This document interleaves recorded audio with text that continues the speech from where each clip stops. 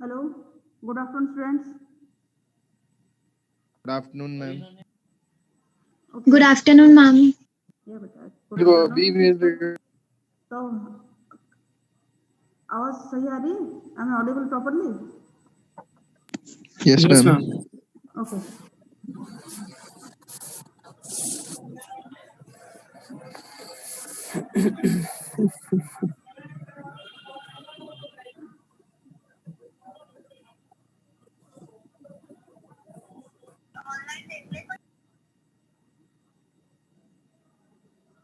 Yes. Let us start with the topic of today's topic. We have started with the topic of polarization. Okay. So last class we started with the topic of polarization, and under polarization we discussed what is polarization and some basic introduction regarding polarization, and then we are discussing the topic of that is how you can get polarized light. There are different methods of getting polarized light. One is polarization by reflection, polarization by refraction, and this is polarization by double diffraction. The main topic is polarization by double diffraction, जो इसमें main topic is this. बाकी सारी चीज भी थोड़ा सा known topic to you. Now this is your polarization by reflection. Last class we started with this. So हमने represent किया था ordinary light को. That is ordinary light is your when you are getting light from any source, the light is considered to be unpolarized light, and it has direct vibrations along all possible directions. And suppose we have to make the vibration, confine the vibration in one particular direction, then that phenomenon is known as your polarization. Okay, so हम कैसे how can get this polarized light? We can get the polarized light by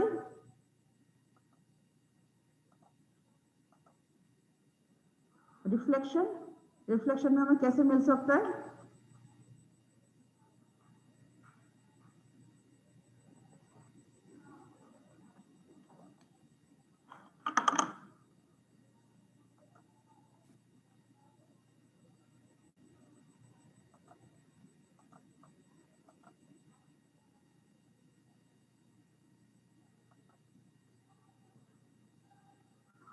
Yes, Mudit.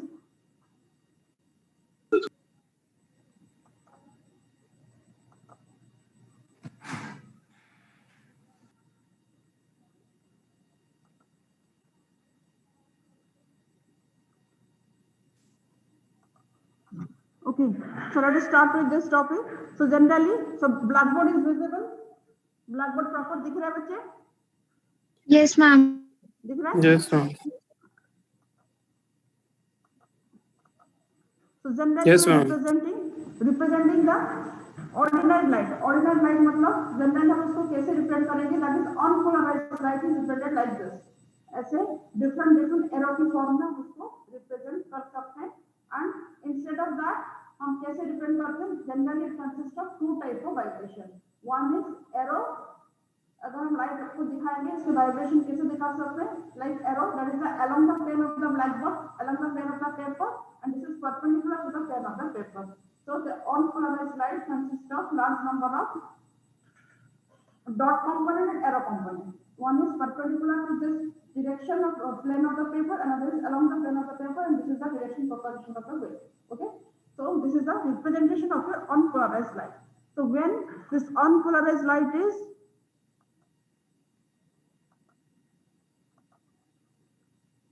allowed to pass through, when this unpolarized light is allowed to incident on a certain surface. Let us consider this is a glass surface, this refractive index is mu, and we have shown this figure. Okay, in this figure हमने यहाँ पे क्या बताएंगे? That is suppose this is the incident ray. वही चीज हम जो figure में है वही चीज मैं दिखा रही हूँ. That is suppose this is the incident ray and this is incident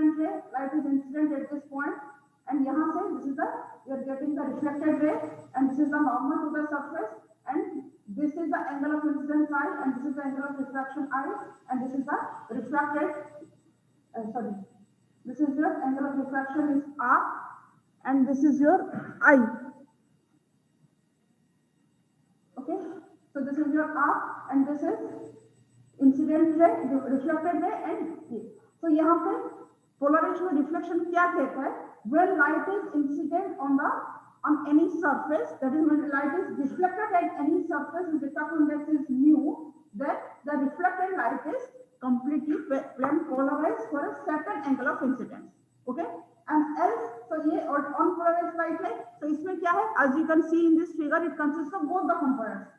Dot component and arrow component. It consists of both the component, and यहाँ पे for a particular angle of incidence, जिसको कहा जाता है for I equals to IP, that is known as the angle of polarization. For this polarizing angle, this reflected ray is completely plane polarized.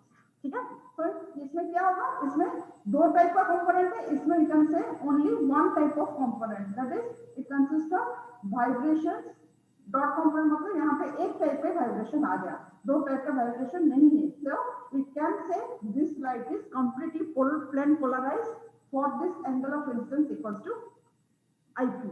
For polarizing अगर ये incidence है और किसी में होगा, अगर ये this angle of incidence is not equals to this polarizing angle, then ये क्या होगा? Reflected ray will be partially polarized. It cannot be, we cannot get a completely plane polarized light. Okay, so this is your polarization by reflection. And what is this angle of incidence? And this angle of incidence is defined by your Brewster's law. And इसी angle को दिखाने के लिए हमारे पास जो law है, that is your Brewster's law. So Brewster's means, according to Brewster's law, हम क्या लिख सकते हैं? What is the angle of polarization? That is equals to tan IP. IP equals to angle of polarization. IP या theta भी form में देख सकते हो. That is when the angle of polarization equals to tan inverse of this refractive index of the medium, then we can say the light is completely plane polarized. ठीक है? So when an ordinary light is incident on any material whose refractive index is mu, then from air से आया and यहाँ पे refractive index mu में incident हुआ, and when the angle of incidence equals to tan inverse of the refractive index of the medium, then the reflected light is completely polarized. ठीक है? So this is your polarization by reflection. So in this way, by reflection we can get a polarized light. समझ में आया बच्चे? Okay? Yes, ma'am. आया? अभी यहाँ पे एक consequence इसका आता है. तो इसमें हम एक consequence दिखा सकते हैं. That is one of the consequences of this Brewster's law, that the reflected ray and refracted ray are always perpendicular to each other. Ma'am. हाँ बेटा बोलो. Ma'am, some students are waiting in the waiting room. Please allow them. कर लिया बेटा बेटा. ठीक है, अभी सबको कर लिया. ओके, देखो इसमें हम एक चीज हम दिखा सकते हैं, that is the reflected ray and the refracted ray are perpendicular to each other. And ये आपका बहुत बार क्वेश्चन में, शॉर्ट क्वेश्चन में आता है. अगर प्रूफ आएगा, इनके साथ में डिस्क्रिप्टिव क्वेश्चन होता है, प्रूफ में ये चीज आता है, that is show that reflected ray and refracted ray are perpendicular to each other. तो इसको हम कैसे दिखा सकते हैं? लिखो फटाफट. ये छोटा सा डेरिवेशन है, इसको पहले बहुत इंपोर्टेंट है, छोटा सा है, इसको फटाफट अभी कर लेते हैं. दो लाइन में है. अभी लिखो फॉर दिस इंटरफेस, लिखो स्नेल्स लॉ क्या लिख सकते हैं? स्नेल्स लॉ क्या लिख सकते हैं? स्नेल्स लॉ क्या कहता है? sin I by sin R equals to mu. हम सीधा एयर लेके ही कर लेंगे. ओके, ओनली एयर मान के ही कर लेंगे और बाकी म्यू और म्यू टू लिखना नहीं है. हम सीधा this is air, this is mu, वही मान के लिखने. This is sin I by sin R equals to mu. Okay, and अभी ब्रिस्टर्स लॉ क्या कहा? That is tan of I equals to mu. tan I मतलब हम इसको क्या लिख सकते हैं? sin I upon cos I equals to mu लिख सकते हैं. लिखो फटाफट लिखो बच्चे, ये डेरिवेशन इंपोर्टेंट है. लिखो लिखो from Snell's law we know sin I by sin R equals to mu. And अभी ब्रिस्टर्स लॉ हमने डिफाइन कर लिया. ब्रिस्टर्स लॉ क्या कहता है? दैट इज वही angle of incidence equals to angle of polarization जब होगा, then the light will be completely plane polarized. तो एंगल को उसने डिफाइन कर दिया, that is mu equals to tan of the angle of incidence that equals to IP. Okay, this is so tan I equals to sin I by cos I, so that equals to mu. लिख सकते हैं. So this is equation 1, this is equation 2. Equation 1 2 equal है हमारे. From equation 1 and 2 we can write that, मैं सीधा लिख रही हूँ, cos I equals to sin R. लिख सकते हैं. लिखो from 1 and 2, from equation 1 and from equation 2 we can write cos I equals to sin R. अभी इससे दिखा सकते हैं I plus R equals to 90 degree, दिखा सकते हैं? बोलो। तो cos I equals to कितना होगा? sin R equals to cos 90 minus R, or we can write I equals to 90 minus R, or we can write, दिख रहा है बच्चे board? Yes, ma'am. Yes, ma'am. R equals to 90 degree, इसको लिख लो बच्चे, ठीक है? इन केस आपका डिस्क्रिप्टिव क्वेश्चन आता है, शॉर्ट क्वेश्चन में बहुत इंपॉर्टेंट है, बहुत इजी भी है। एक ये दो इक्वेशन से आ गया I plus R equals to 90 degree. यहाँ पे समझ में आया बच्चे क्या हुआ, हमने क्या किया, कहां से किया? Yes, ma'am. अभी देखो व्हाट इज I, अभी हमें क्या दिखाना है? we have to show that reflected ray and refracted ray are perpendicular to each other। अभी हमारे पास पूछा और ये क्या है, हमारी नॉर्मल एट दैट पॉइंट, यहाँ पे नॉर्मल है and this angle equals to I, this angle equals to R, and हमें पता है किसी भी लाइन के ऊपर जितने सारे एंगल बनते हैं उन सबका सम कितना होता है? 180 डिग्री। अगर हमने ये दिखा दिया I plus R equals to 90 degree, तो ये एंगल कितना होगा? ये एंगल कितना होगा? 90 degree. 180 minus I plus R, इसका वैल्यू कितना है? एंड ये अगर 90 हो गया तो इसका वैल्यू कितना होगा? This angle will be equals to 90 degree, that is they are perpendicular to each other. ठीक है, समझ में आया? Yes, ma'am. हाँ, इसको, ये बहुत इजी चीज है, इसको याद रख लो। Okay, so this is your, इसी से हमने दिखा दिया, this is your Brewster's law, and यही चीज है जो डेरिवेशन में डिटेल समझा के लिखा है। ओके, एंड इसी को ही एक्सप्लेन किया है इसमें, that is theta plus theta P equals to, इसके सिंबल के हिसाब से theta plus theta P equals to pi by 2। Okay, so this is your polarization by reflection. अभी देखो पोलराइजेशन बाय रिफ्रैक्शन क्या होता है। रिफ्रैक्शन में क्या है, this is not important topic, थोड़ा सा हम खाली इसमें बता देंगे कि क्या होता है। यस, अनदर थिंग, जब हम ये बता देना, यहाँ पे एक वैल्यू याद रख लो, remember this value for ordinary glass, ये जो होता है एंगल ऑफ पोलराइजेशन का जो वैल्यू होता है दैट इज 57.5 डिग्री। ये वैल्यू याद रख लेना, शॉर्ट क्वेश्चन में आ सकते हैं। इसमें लिखा है, पीपीटी में भी पहले ऊपर वाला स्लाइड में लिखा है, लिख लो for ordinary glass the angle of polarization IP equals to 57.5 degree. ठीक है, कोई ऑर्डिनरी ग्लास के लिए this value equals to 57.5 degree. अभी यहाँ पे ये फिगर ही दिखा देती हूँ, दिस इज नॉट इंपोर्टेंट, कुछ है भी नहीं इसमें डेरिवेशन। बाय रिफ्रैक्शन, सो रिफ्रैक्शन में क्या कहता है, सपोज यहाँ पे आपका दिस इज योर एक प्लेट है, ठीक है, suppose this is any glass plate, इसको मैंने अभी थीम बना दिया, एक ग्लास प्लेट है। तो हमने ये क्या बोला, अभी ये बोला कि this light is completely polarized. तो ये जो रिफ्रैक्टेड रे जो आता है ये क्या है, दिस इज, अभी देखो यहाँ पे क्या आ रही थी, दोनों कंपोनेंट थे, एक डॉट वाला था, एरो वाला था। यहाँ पे क्या आ गया, सारे आपका डॉट कंपोनेंट चला गया, मतलब इसमें जो गया उसमें डॉट कंपोनेंट ही गया, that's why it is polarized. अभी यहाँ पे हम दिखाएंगे क्या, ये जो रिफ्लेक्टेड रे में क्या है, इसमें क्योंकि इसमें ज्यादा डॉट कंपोनेंट चला गया, देन यहाँ पे जितने सारे रहेंगे that is the arrow component and less number of dot components are there. So in this light, when light is incident on any glass surface, when the refracted light is, उसको हम कह सकते हैं this is partial polarized। partial polarized का मतलब समझ रहे हो ना? Are you understand? What do you mean Yes, partial polarized? मतलब इसमें जो वाइब्रेशन में एक का वाइब्रेशन का नंबर ज्यादा है, so that light we can say this is partial polarized। अभी ये partial polarized light, इसके पीछे हमने क्या लगा दिया, इसके पीछे हमने another glass plate लगा दिया। So this यहाँ से जो आ रहा है, this is incident ray for this glass plate, this is glass plate 1, this is glass plate 2। तो इसके लिए इंसिडेंट रे क्या होगा, यहाँ पे ये होगा इंसिडेंट, अगर ये फिर पोलराइजेशन एंगल पे इंसिडेंट होगा, यहाँ से जो फिर रिफ्लेक्शन होगा, यहाँ पे जो रिफ्रैक्टेड रे निकल के आएगा, वहाँ पे क्या होगा, दिस लाइट इज फिर पोलराइजेशन जो है पार्शियल पोलराइजेशन होगा, यहाँ पे फिर रिफ्लेक्शन जब होगा इस सरफेस में, देन क्या होगा, ये डॉट कंपोनेंट से धीरे धीरे फिल्टर होते होते आउट होगा। यहाँ से फिर क्या होगा, दिस इज ए फिगर देख लो इसमें, यहाँ पे this is the incident ray, so this is your first reflected ray, यहाँ पे चला गया अंदर जगह, that is the first refracted रे। फिर एट दिस पॉइंट से टच किया, देन यहाँ पे फिर डॉट कंपोनेंट निकल के बाहर चले गए, फिर जो आगे जो गया that is your again that is the arrow component, ज्यादा गया, डॉट कंपोनेंट फिर कम हो गया। ऐसे होते होते बहुत सारे जो प्लेट्स के अंदर प्रोपेगेट करके जाएगा, देन इतने सारे प्लेट के कॉम्बिनेशन से जो रे निकल के whatever will get coming out from the large number of plates, then this light is consisting of only one type of component, that is arrow component. यहाँ पे कोई dot component नहीं रहेगा, एक type का component होगा. Then we can say this light is also a polarized light. Okay, and but this method is known as the pile of plates. इसको general कहा जाता है क्या? Pile of plates. Pile of plates method जो होता है, this is the polarization by refraction होता है.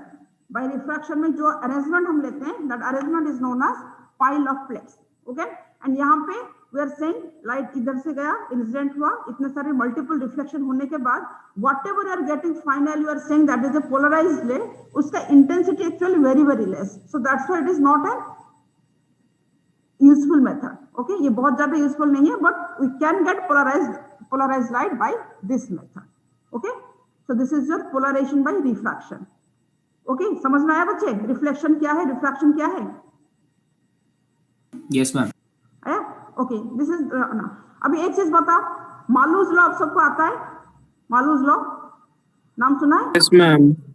I equals to I Yes, naught ma'am. cos square theta. Yes, ma'am. Okay, वही चीज है, ये यही चीज है. कल भी हमने शायद इसको डिस्कस किया था पोलराइजेशन एनालाइजर में, पूरा नहीं हुआ Yes, था, ma'am. तो थोड़ा सा बताया था. अभी इसको हम यहाँ पे दिखाएंगे. ठीक है, तो मालूज लॉ क्या कहता है? मालूज लॉ के लिए हमें दो चीज समझना है, that is what is your polarizer and what is your analyzer. Okay, दो टर्म है.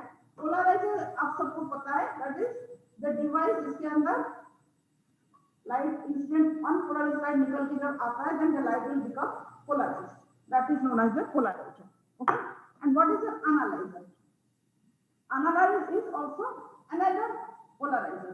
Okay, so this यहाँ पे किसी सोर्स से लाइट आया, light is incident on this polarizer, इसको क्या कहेंगे? P क्यों? P for polarizer. अभी इसके सामने जो भी लाइट, इसका इंटेंसिटी सपोज आ रहा था I, एंड इससे जब निकल के आएगा, इसका इंटेंसिटी कितना होता है? पोलराइजर से जब निकल के आता है, बोलो इसका इंटेंसिटी कितना हो जाता है? So this intensity is I1. I1 का कैसा डिवीजन क्या है? मुझे बताना अभी थोड़ी देर में. Okay? I naught by 2. Yes, I1 equals to I naught by 2, इससे एम्पलीट्यूड होता है, I naught by 2 हो जाता है. ठीक है? अभी यहाँ पे क्या? यहाँ पे अदर पोलराइजर हमने यूज किया है. पहले जो पोलराइजर होता है, वो उसका काम क्या है? उसका काम क्या है? वो उसका काम है to produce the polarized light. And जब पोलराइजर फिर से इधर होगा, इसका नाम क्या होगा? इसका नाम बोलेंगे that is known as analyzer. अभी ये क्या है? ये जो इनकमिंग पोलराइज्ड लाइट को एनालिसिस करेगा, that's why it is known as analyzer. अभी बताओ, यहाँ पे सपोज एक दो स्लिट हमने रखा, यहाँ पे एक रोप को हमने ऑसिलेट किया, तो रोप को हम रैंडम बाहर किसी भी डायरेक्शन में ऑसिलेट कर रहे थे. अभी दैट ऑसिलेशन जब इसी डायरेक्शन में होगा, that oscillation is relative propagate inside this complete amplitude इसके अंदर प्रोपेगेट हो जाएगा. ओके, अगर इसके सामने हमने और एक स्लिट रख दी, देन क्या होगा? तो इसके अंदर भी वर्टिकल स्लिट है, वाइब्रेशन हम रोप को ऐसे ऐसे हिला रहे हैं, then that type of vibration also allowed to propagate inside. Okay, तो यहाँ पे जितना आ रही थी हम यहाँ पे बताएंगे, यहाँ पे उतना इंटेंसिटी आ जाएगी, उतना एम्पलीट्यूड आ जाएगी, मतलब उतना इंटेंसिटी भी आ जाएगी. अगर हम यहाँ पे इसको रखा यहाँ पे एंड इसको, इसका एंगल अभी हमने चेंज कर दी, इसका एक्सिस इज दिस, इसका एक्सिस इज दिस. अभी दोनों पैरेलल है, तो दोनों के बीच में एंगल कितना है? Theta equals to 0 degree. अगर हम यहाँ पे और थोड़ा एंगल कर दी, देन क्या होगा? कंप्लीट एम्पलीट्यूड नहीं जा पाएगा. इसको अगर हमने ऐसे कर दी, कंप्लीट एम्पलीट्यूड नहीं जाएगा, तो थोड़ा सा एम्पलीट्यूड जा सकता है. सो वहां पे it is totally depend on the value of theta. अगर हम इसको इसी second polarizer that is analyzer को अगर हमने ऐसे प्लेस कर दी, देन क्या होगा? इंटेंसिटी कुछ भी ट्रांसमिट करेगा क्या? नो, कुछ भी ट्रांसमिट नहीं करेगा. कब नहीं करेगा? जब दोनों के बीच में एंगल थीटा होगा, इसका डायरेक्शन में से, इसका डायरेक्शन में से, तो दोनों के बीच में एंगल थीटा इक्वल टू कितना हो गया? 90 डिग्री. सो यहाँ पे इंटेंसिटी कुछ भी नहीं आएगा, क्योंकि इसके बीच में angle theta equal to 90 degree हो गया. ओके, सो इस रिलेशन को हम डिफाइन करते हैं, that is I equals to I naught cos square theta. ये रिलेशन सबको आता है, बच्चे सब पढ़ के आते हैं. I think you know this thing. खाली इसका नाम से भूल जाते हो. इसको कहा जाता है क्या है? This is known as your Malus law. Okay, this is known as your Malus law. Malus law में क्या कहता है? व्हेन यू सबसे पहले हमने एक लाइट इंसिडेंट कराया polarisation by getting polarized light, and that light is allowed to pass through another polarizer, जिसको हमने सेकंड यूज किया, उसको कहा जाता है analyser, because it is analyze this light, and depending on the orientation of this analyzer with respect to polarizer, we can say what is intensity of the output. Emergent light का intensity कितना होगा, that will depend on the orientation of this one. That's what is known as an analyzer, जो इस light को analysis करेगा. And ये किसके ऊपर डिपेंड होता है? It total depend on the value of angle theta. Theta के ऊपर डिपेंड करता है. एंड हमने देखा जब थीटा इक्वल्स टू 0 होता है, जब इंटेंसिटी कितना है, ये यहाँ से जितना इंटेंसिटी आ रही थी कंप्लीट इंटेंसिटी इसके अंदर प्रोपेगेट हो गया है. एंड जब ये थीटा इक्वल्स टू 90 डिग्री, मतलब यहाँ पे कोई भी इंटेंसिटी नहीं आ रहा. तो थीटा का वैल्यू कैसे वेरी कर रहा है? cos थीटा के फॉर्म में वेरी कर रहा है. ठीक है. So you can write I equals to I naught cos square theta. Okay.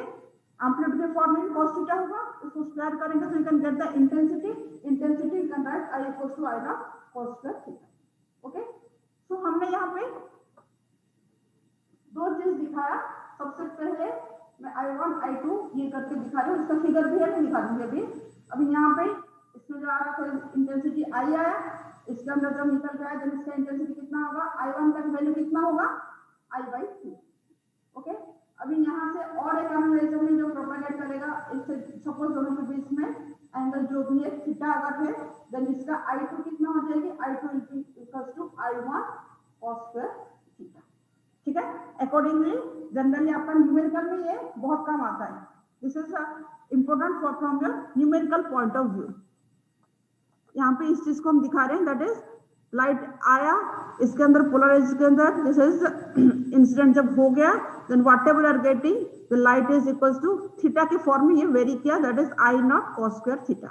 ठीक है. जो अभी इसका रिलेशन भी वही रिलेशन है, that is I equals to I prime, इसके I प्राइम के फॉर्म में लिखा है I prime equals to I cos square theta. ठीक है.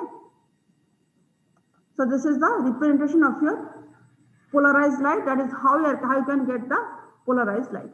मालूम जो सबको पता था, अभी समझ में आया क्या है? Yes sir, ma'am. ओके. चलिए आगे. अभी मेन टॉपिक में चलेंगे, that is your this main topic is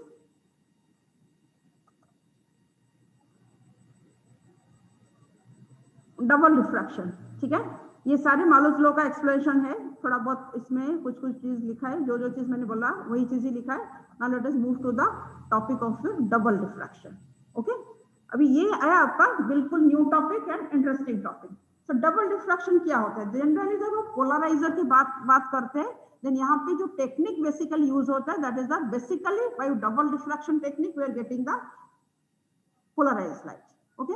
so double refraction में क्या होता है? जैसे हमें पता है, हमें क्या पता है, रिफ्रैक्शन पता है. रिफ्रैक्शन कहाँ कहाँ पे होता है बोलो?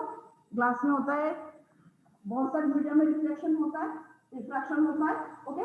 That is many transparent materials are there where you are saying that वहां पे आपका रिफ्लेक्शन होता है, रिफ्रैक्शन होता है, light is transmitting inside the medium, refract होता है. ओके. तो हम क्या कहते हैं, यहाँ पे suppose this is any glass medium, इसके अंदर लाइट इंसिडेंट हुआ, तो whatever incident light that is propagating inside the medium.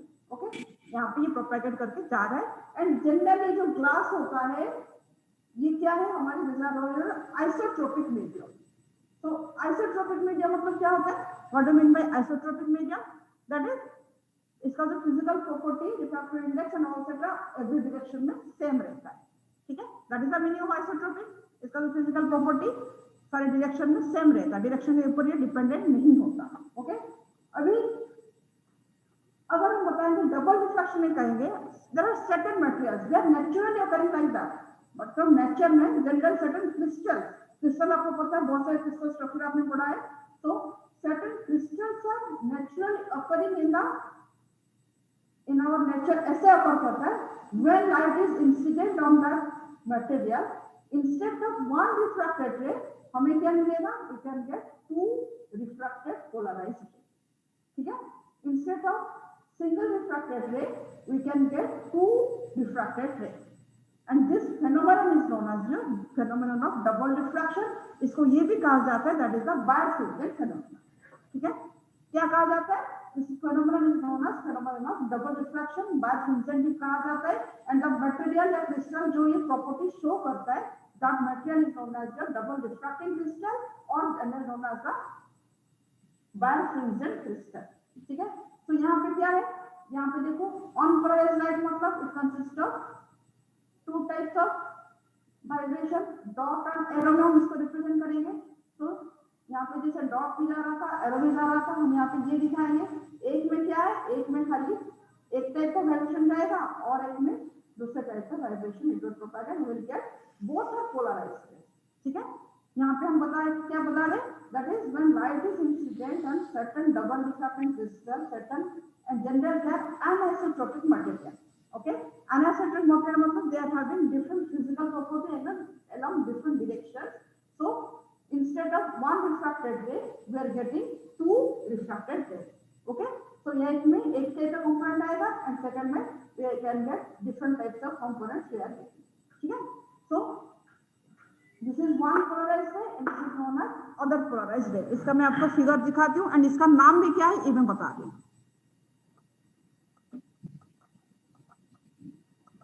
Okay, अब ये देखो, ये है unpolarised light is incident, see this figure. यहाँ पे दिस ये जो अनपोलराइज्ड लाइट था इसमें दो टाइप का कंपोनेंट था। ओके, एक along the plane and another is perpendicular to the plane. So when it light is touching the crystal surface at this point C, crystal surface at this point C को जब touch किया, then यहाँ पे instead of one refracted ray it is splitting into two refracted ray. So एक का नाम क्या है, एक का नाम है जिसमें perpendicular vibration that is dot component है, उसको क्या कहा जाए, that is known as ordinary ray. And जहां पे आपका अलोंग द प्लेन, ये लाइन मतलब एरो का मतलब अलोंग द प्लेन जो वाइब्रेशन है उसको क्या कहा जाता है, एक्स्ट्रा ऑर्डिनरी रे। ठीक है, यहाँ पे लिखा है ऑप्टिक एक्सिस, ये भी इंपॉर्टेंट है, इसके बारे में पढ़ेंगे जस्ट थोड़ी देर में, इसके बारे में पढ़ेंगे ऑप्टिक एक्सिस क्या होता है। So this phenomenon is known as phenomenon of double refraction, that is it is splitting into two polarized rays, both are polarized rays. Okay, ma'am extraordinary क्या बताया आपने? yes, एक्स्ट्राऑर्डिनरी रे बता रही हूँ ना, अभी आया नहीं, इसके बारे में पढ़ेंगे, पूरा सबका प्रॉपर्टी पढ़ेंगे। ठीक है, अभी यहाँ पे एक चीज खाली हम बता सकते हैं, अभी ये जो दो जाएगा, दो रे आ रहे, ऑर्डिनरी रे जो होता है ये क्या फॉलो करता है, it follows the ordinary law of reflection, जो हमारे रिफ्लेक्शन का ऑर्डिनरी लॉ को फॉलो करता है। एंड एक्स्ट्राऑर्डिनरी रे का क्या है, ये ऑर्डिनरी लॉ को फॉलो नहीं करता। दैट इज इसका जो रिफ्रैक्टिव इंडेक्स है, बिकॉज दे आर अनआइसोट्रोपिक मटेरियल, जो डबल रिफ्रैक्टिंग जो क्रिस्टल में शो होता है, those crystals are anisotropic in nature. Anisotropic मतलब they are having different physical property along different direction. तभी ये जो ऑर्डिनरी, इसका ऑर्डिनरी रे का मतलब है ऑर्डिनरी लॉ ऑफ रिफ्लेक्शन को फॉलो करके चला जाता है, और एक्स्ट्राऑर्डिनरी लॉ को हम फॉलो ये क्या करता है, ये थोड़ा सा डिफरेंट वे में बिहेव करता है। दैट्स व्हाई इसका जो वेलोसिटी है, रिफ्रैक्टिव इंडेक्स ऑफ दिस रे फॉर दिस, अभी यहाँ पे दो रे का अलग अलग रिफ्रैक्टिव इंडेक्स डिफाइन करेंगे। एक का रिफ्रैक्टिव इंडेक्स लिखेंगे म्यू ओ, म्यू ओ क्या है, this is refractive index of the ordinary ray. इसका रिफ्रैक्टिव इंडेक्स हमने बोला mu O, this is extraordinary, इसका रिफ्रैक्टिव इंडेक्स को लिखेंगे mu E. So mu O क्या है, वो कांस्टेंट रहता है, कांस्टेंट रहता है, और म्यू ई जो होता है दैट इज वेरी, ओके, ये वेरी करेगा डिफरेंट डिफरेंट डायरेक्शन में। अब ये बताओ, अगर इसका रिफ्रैक्टिव इंडेक्स एक का ये है और एक का अलग है, देन अकॉर्डिंगली उसका रिफ्रैक्टिव इंडेक्स अगर वेरी करता है, उसका वेलोसिटी ऑफ लाइट भी वेरी करेगा। म्यू ई के लिए, म्यू ई के लिए क्या ये वेरी करेगा, मतलब उसका वेलोसिटी वेरी करेगा। मतलब म्यू एंड वी के बीच रिलेशन क्या है, रिफ्रैक्टिव इंडेक्स एंड वेलोसिटी में रिलेशन क्या है, अरे बोलो। एनी मीडियम में रिफ्रैक्टिव इंडेक्स म्यू है, उसका वेलोसिटी वी है, रिलेशन क्या लिखते हैं लाइट वेव के लिए,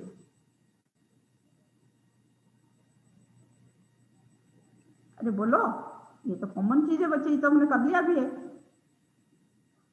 स्पीड ऑफ लाइट क्या है, इन एयर में सी है, तो रिफ्रैक्टिव इंडेक्स किसी म्यू में जाएगा तो उसका वेलोसिटी को क्या लिखते हैं, हां वी को, ma'am refractive index is equal, हां बोलो,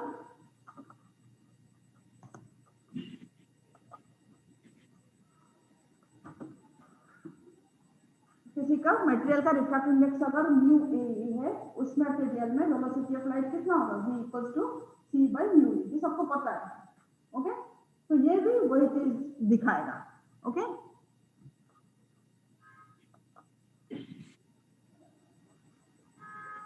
हाँ बच्चे, यस मान्या, स्क्रीनशॉट मुझे भेज देना बेटा अटेंडेंस का। Okay ma'am. मैम हर्षित आपको अभी थोड़ी देर में भेज देता है या भेज दिया होगा उसने। ओके ठीक है, ओके मैम ले लिया मैंने, भेज रहा हूँ अभी। ओके ठीक है, गुड। ओके चलो अभी late us see that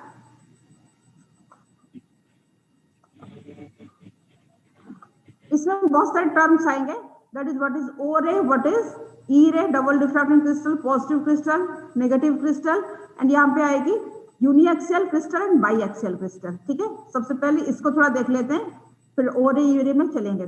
so ये क्या है, अभी जब हम डबल डिफ्रैक्टिंग क्रिस्टल कहते हैं, इसमें क्या है, हम ये बताते हैं दैट इज यहाँ पे जैसे लाइट टच करेगा देन यहाँ पे दो रे में स्प्लिटिंग होता है। ठीक है, एंड यहाँ पे किसी भी क्रिस्टल में एक ऐसा डायरेक्शन होता है, कोई भी डबल डिफ्रैक्टिंग जो क्रिस्टल है दैट इज उसमें ऐसा होता है,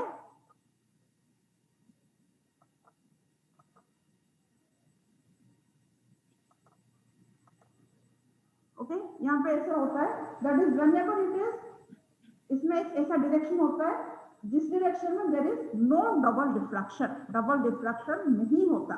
ओके वहां पे डबल डिफ्रैक्शन नहीं होता, and that particular direction is known as the optic axis of the crystal, and depending on the direction of this optic axis we can say that there are two types of crystal, one is known as uniaxial crystal and another is known as your biaxial crystal। ठीक है, so uniaxial crystal क्या है, uniaxial crystal ये होता है that is suppose this is any material, इसके अंदर कोई भी डबल डिफ्रैक्टिव मटेरियल, इसके अंदर एक ऐसा डायरेक्शन होता है, suppose this is one direction, एक पे डबल डिफ्रैक्शन नहीं होता। डबल डिफ्रैक्शन नहीं होता मतलब क्या होगा बोलो, डबल डिफ्रैक्शन नहीं होता मतलब velocity of O ray is equal to velocity of E ray, मतलब वहां पे स्प्लिटिंग नहीं होता, it is not splitting into two external ray and ordinary ray along that particular direction, and that particular direction को क्या कहा जाता है, that is optic axis. So along that we can say that velocity of O ray equals to velocity of E रे।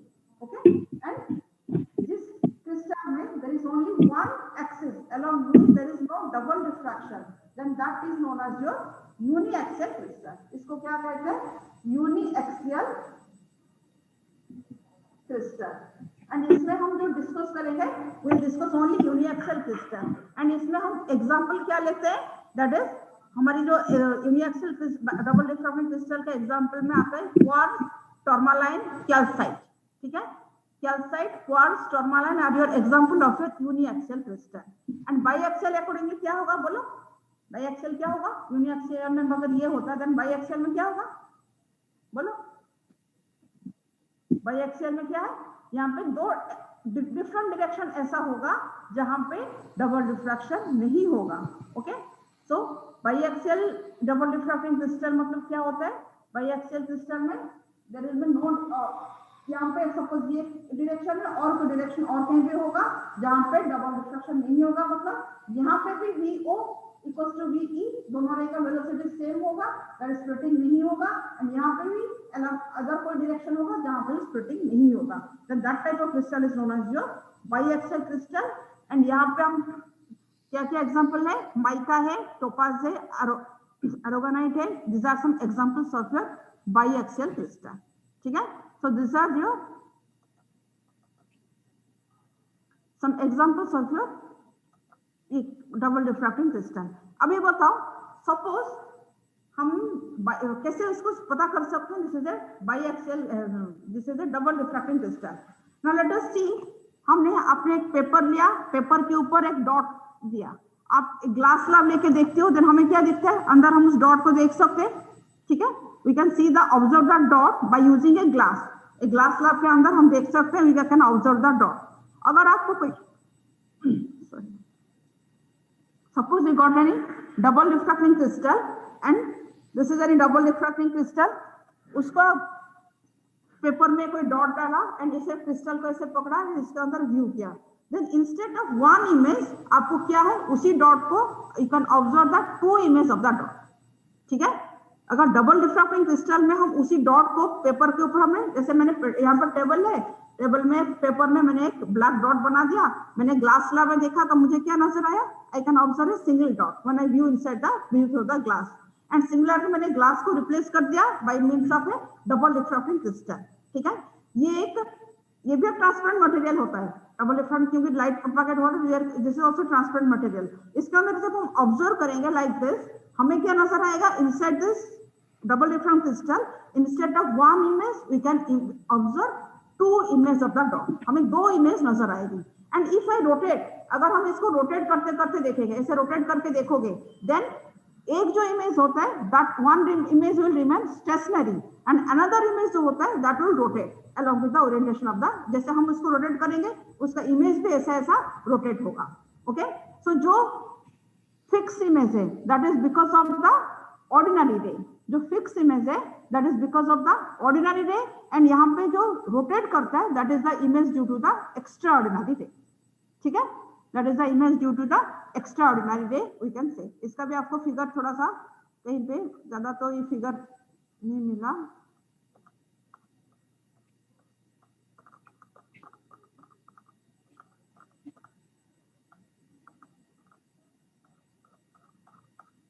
okay, so you can observe this type of double diffraction phenomena. अगर double diffraction crystal मिल जाए then उसको हम देख सकते हैं by this, so this is a double diffracting crystal. Okay, अभी इसमें हम देखते हैं, ये भी ऐसे कोई क्रिस्टल के अंदर ये प्रोपेगेट किया, देन यहाँ पे दिस इज योर एक पोलराइज्ड ले में स्प्लिट हुआ ऑर्डिनरी रे में, and this is your extra ordinary. Different figure तो इसका बहुत सारे आपको मिल जाएंगे, ई रे एंड ओ रे का। जनरल इसको हम क्या कहते हैं, ऑर्डिनरी रे को हम आगे से हम बोलेंगे दैट इज योर ओ रे, एंड इसको क्या कहेंगे दैट इज योर ई रे। ये नाम याद रखो, O for ordinary, E for extraordinary. ठीक है, रिमेंबर दिस नेम, इसी में ही हम इसको आगे यूज करेंगे। ओके, अभी यहाँ पे double different, yes you can see, अगर हम इसको देखेंगे ना डबल डिफ्रैक्टिंग क्रिस्टल में, यहाँ पे हमें दो इमेज नजर आएगा। ठीक है, instead of one we can observe two image, हमें यहाँ पे दो इमेज नजर आएगा किसी भी मटेरियल को जिसके अंदर हम इसको व्यू करेंगे। ठीक है ना, अभी यहाँ पे एक जो इम्पोर्टेंट, ये हम बच्चे अभी ऑलमोस्ट टाइम हो जाएगा, आप लोग फिर से रिजॉइन कर लेना। ठीक है, तो यहाँ पे कैल्साइट क्रिस्टल, इसका हम स्टडी करेंगे। ठीक है, एक ही हमारी इतने सारे जो पढ़ा हमने, इसमें you are having two types of crystal, one is uniaxial and other is biaxial. And यहाँ पे यूनिएक्सियल में कैल्साइट, टर्मालाइन, क्वार्ट्ज हमने पढ़ा, बट यहाँ पे हम स्टडी करेंगे एक ही क्रिस्टल को जिसका नाम है calcite crystal. And also double diffracting crystals are classified in two categories depending on the optic axis, direction of propagation, जहाँ पे डबल डिफ्रैक्शन नहीं होता। And another classification that is what we mean by positive crystal, another is your negative crystal, वो भी हम पढ़ेंगे आगे, वो भी डिफरेंस आपको याद रखना है। Okay, this is your calcite crystal.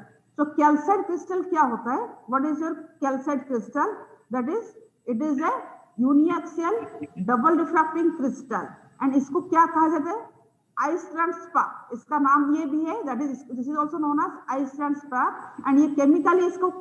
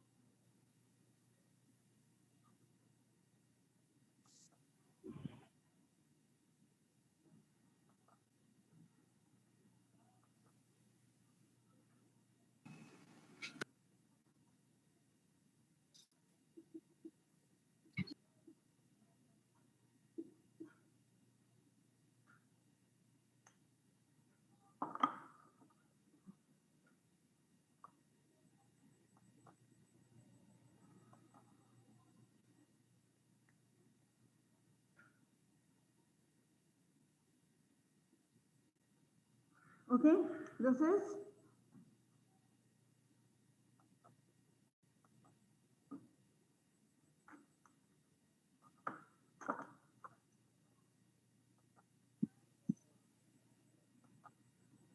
calcium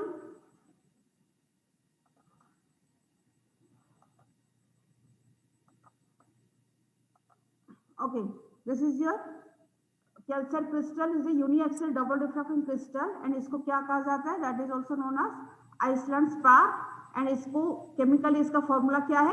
Calcium carbonate CaCO3. Okay.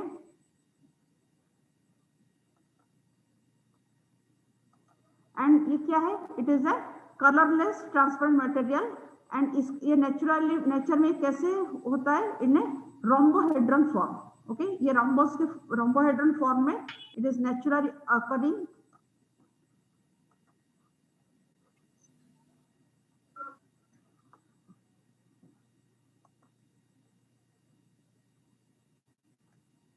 ठीक है। तो इसमें क्या होता है इसका के भी एक जैसे rhombohedron शेप में होता है, इसमें जो 6 फेस होता है उनका क्या है एक एक पैरेललोग्राम जैसे होता है। मैं इसे पैरेललोग्राम के फॉर्म में चल फिगर ही दिखा देती हूँ इसको, ठीक है। ये क्या है एक एक जो फेस होता है इसका एक फेस जो होता है इसमें एक फेस कैसे होता है एक एंगल होता है पैरेललोग्राम के शेप में, one angle is 78 degree another is your 102 degree, ठीक है। इस फेस ऑफ द देखो जैसे हम बताते हैं कोई क्रिस्टल है उसका तो कोई ना कोई शेप होता है, तो इसमें हम बताते हैं 3D शेप में this is existing in the shape of A rhombohedron and यहाँ पे ये जो है एक एक फेस जो होता है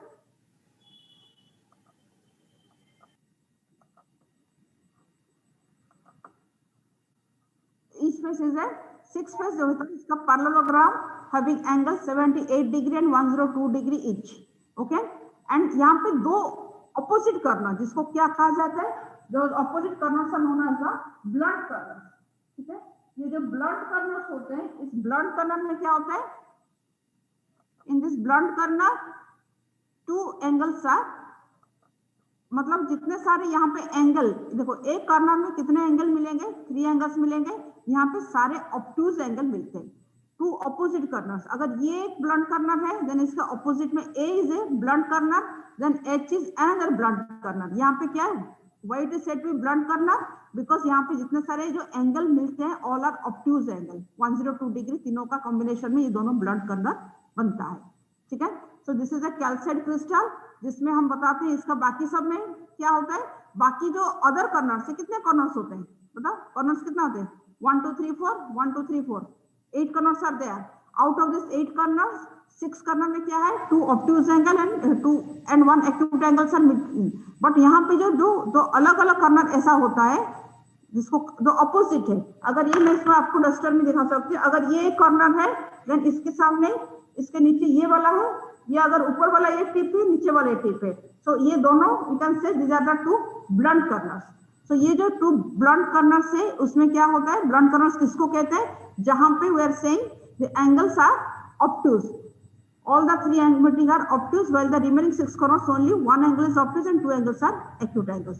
तो यहाँ पे यही चीज को दिखाया all the angles 102 angles are meeting at this point and यहाँ पे भी all the obtuse angles are meeting at this point and A and H are the known as the two blunt corners, ठीक है।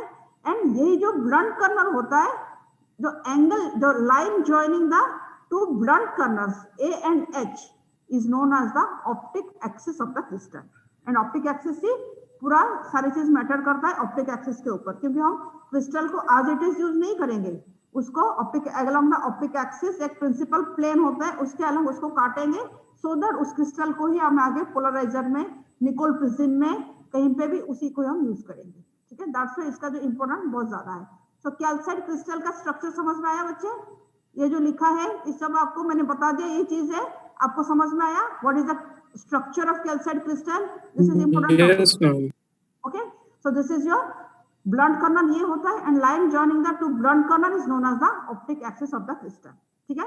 and again इसको तो हमने बोला this is optic axis, but यहाँ पे ये जो है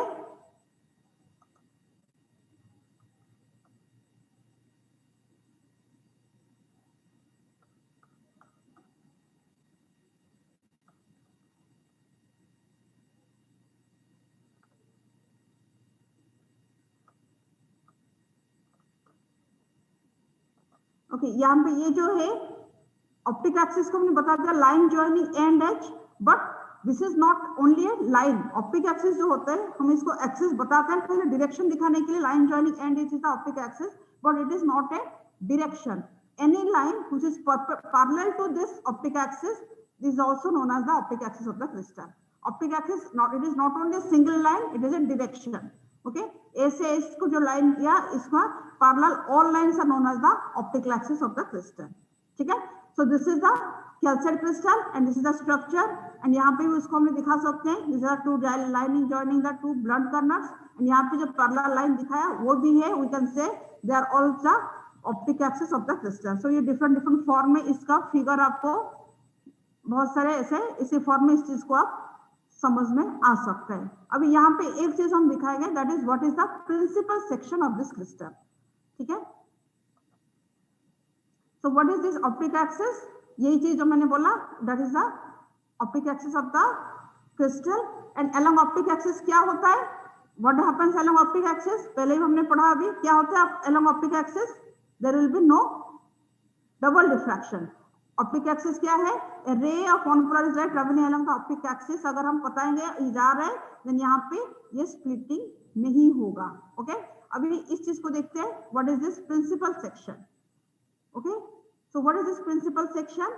प्रिंसिपल सेक्शन क्या होता है, a plane which contains the optic axis and perpendicular to the two opposite faces of the crystal is known as the principal section. Okay, ये जो बोला हमने क्रिस्टल में, this is your optic axis. So optic axis भी एक, अगर ये कोई मटेरियल है, सो ऑप्टिक एक्सिस इसमें कहाँ पे, यहाँ पे किसी अंदर लाई करेगा. सो दिस इज द लाइन हम दिखा रहे. सो इट इज, ये किसी प्लेन में एग्जिस्ट करेगा. सो एनी प्लेन, इसके अंदर जो ऑप्टिक एक्सिस, एनी प्लेन जो जिसके ऊपर एग्जिस्ट करेगा and which is perpendicular to the, suppose optic axis along this and it is, ये जो प्लेन है it is perpendicular to this surfaces, then this is known as your principal section of the crystal. अगर हम ऐसे direction देखें, optic axis is this and it is perpendicular to this two sides of the crystal, then this is also known as the principal section of the crystal. Okay, so you can say, and a plane which contains the optic axis and perpendicular to the opposite faces of the crystal is known as the principal section of the crystal. Okay, अगर हम बताएंगे principal section क्या है, what is principal section, it is a plane, एक plane. So ये plane कहाँ पे है, principal section lying inside this material. ये अगर कोई मटेरियल है, प्रिंसिपल सेक्शन इसी के अंदर कहीं पे लाई कर रहा है. ओके, अगर हम इस क्रिस्टल को ऐसे काटेंगे अलोंग द प्रिंसिपल एक्सिस, ठीक है, अलोंग द प्रिंसिपल सेक्शन में इस क्रिस्टल को हम काटेंगे, देन हमें जो, देखो इसको मैंने किसी भी, ये जो डस्टर मेरे हाथ में है, इसको मैं किसी भी प्लेन में काटूंगी, देन क्या होगा, it will split into two parts. And जो ये कट पार्ट होता है, जो दो कट पार्ट हमें मिलेगी, कट पार्ट का जो एक पार्ट होता है वो क्या आएगा, वो भी एक पैरेललोग्राम बनेगा. एंड वो जो पैरेललोग्राम बनेगा, उस पैरेललोग्राम का साइज कितना होगा, what is the size of the, अगर ये इस तरह इसको मैंने ऐसे काट दिया तो ये जो कट पीस कैसा होगा, अगर हम यहाँ पे इसको व्यू करेंगे, देन ये वाला जो साइड है this is also parallelogram, and ये जो पैरेललोग्राम बनेगा उसका साइड कितना होगा, 71 डिग्री एंड 109 डिग्री. ठीक है, that is the principal section always cut the calcite crystal in a parallelogram having 71 degree and 109 degree. ठीक है, so we can say what is the principal section. Principal section is an is any plane which contains the optic axis and perpendicular to the opposite faces of the crystal, that is known as the principal section. And इसको याद रखना, ये जो angle है that is a, ये जो principal section क्या है, it is a parallelogram having an angle 71 degree and 109 degree. Okay, वहां पे हमने बोला था, इसमें क्या बोला था, 78 degree and this is 102 degree. Nicol prism में फिर और एक एंगल आपको याद रखना पड़ेगा 68 डिग्री. ओके, वो भी फिर दूसरा चीज आपको याद रखना पड़ेगा, ये एंगल में कंफ्यूजन नहीं होना, सिंपल चीजें इसको, क्योंकि कोई भी क्रिस्टल हम यूज करेंगे टू फॉर्म मेनी पोलराइजर, जो निकोल प्रिज्म होता है that is mainly used, that is used to form a polarizer. इसमें ऐसे ही प्रिंसिपल सेक्शन से काटा हुआ क्रिस्टल ही we are using to make this polarizer. ठीक है, and this is your calcite crystal. And इसके बाद we can say the properties of E ray and ओ रे. ये बोले या बाद में बोले, बताओ. बाद में मैम. बाद में, ठीक है, आपको टाइम हो गया है, आप लोग बोलोगे तो चलेगा, otherwise you can stop. Okay, चलो फिर लेट अस, समझ में आया बच्चे पोलराइजेशन? Yes, ma'am. है, ये सबसे इजी टॉपिक है, खाली थ्योरेटिकल टॉपिक है, मैथमेटिकल बाद में आएगा। So don't ignore this thing, आराम से इसको पढ़ लो। एंड डिफ्रैक्शन का न्यूमेरिकल हो गया बच्चे आपका? Yes, ma'am. बाकी Yes, 4 ma'am. क्वेश्चन पेंडिंग थे, हो गया? या फिर मैं आंसर भेजूं या फिर क्लास में करें? बोलो क्या चाहते हो? हाँ बोलो, Answer भेज देना। आंसर भेज दो। ओके, पर इसको कर लेना बच्चे, क्योंकि next week, next Monday probably we are going to take a test. आपको फिर बता Okay, देंगे, ma'am. थ्योरी का होगा तो आप prepare yourself for all the numericals कर लो, छोटे छोटे प्रॉब्लम कर लो तो आपका हो जाएगी, क्योंकि थ्योरी टेस्ट में न्यूमेरिकल आएंगे, तो आपको प्रैक्टिस कर लोगे, देन आपका ये जो चीज है फटाफट हो जाएगी। ठीक है, छोटे छोटे क्वेश्चन आप कर सकते हो। ओके, चलो, और कोई डाउट है तो यू कैन आस्क मी, अगर किसी को सोल्यूशन चाहिए तो मैं भेज दूंगी, वरना ग्रुप में ही भेज दूंगी उसको फोटो खींच के।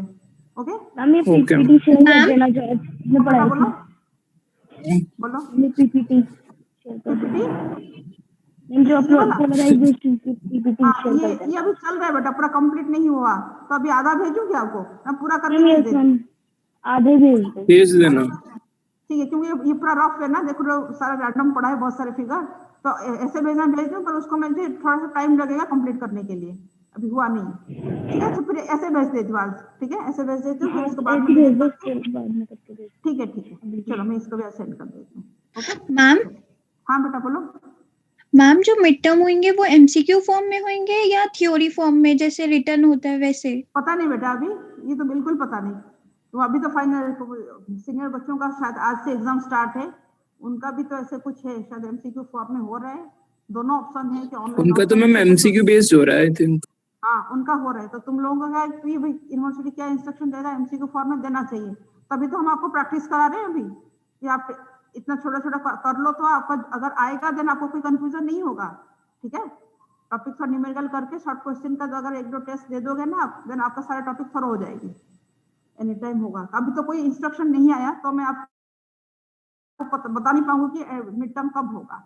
ठीक है, कैसे होगा वो तो totally depending on the instruction of university. Okay, चलो, सो मीटिंग एंड कर रहे हैं या और कुछ पूछना है?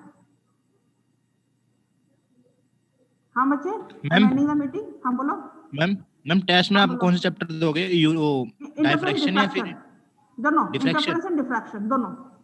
ओके ठीक है, मैम, न्यूमेरिकल सिर्फ?